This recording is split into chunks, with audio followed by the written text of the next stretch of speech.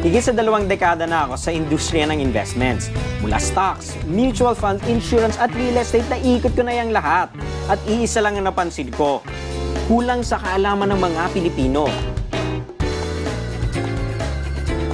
Ito ngayon ang layunin ng aming programa, ang palaguin ang kaalaman ng mga Pilipino upang maayos nilang maipundar ang pera nilang pinaghirapan.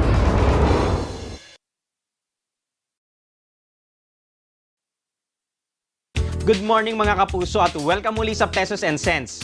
Over the past 3 months, napag-usapan na natin ang stocks, mutual funds, real estate, insurance at kung ano-ano pang investment.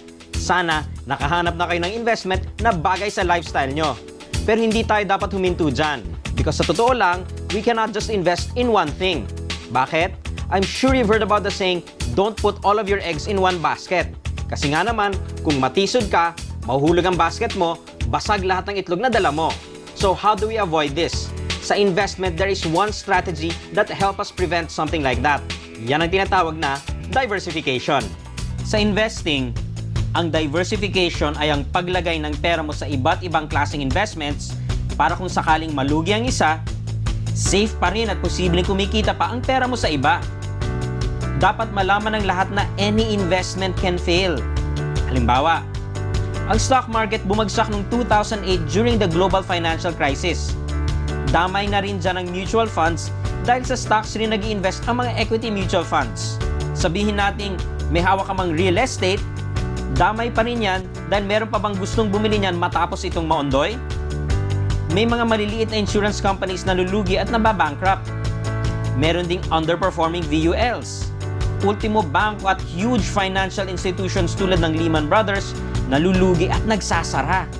Isipin mo na lang kung ano ang gagawin mo kung ipinasok mo ang lahat ng savings mo sa iisang investment vehicle lamang at biglang tinamaan ito ng malas.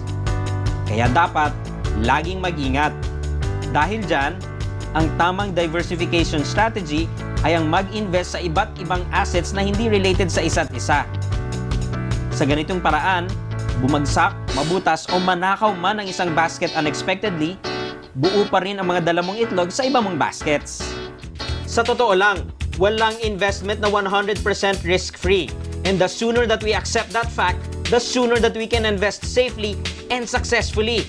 Pag-uusapan pa natin yan sa pagbabalik ng Pesos and Cents, kaya huwag kayong aalis. Kahit malapit nang matapos ang Season 1 ng Pesos and Cents, don't worry.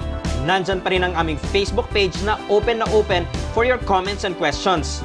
And of course, ang aming YouTube channel para makita at ma-review nyo ang aming mga naunang episodes. See you there!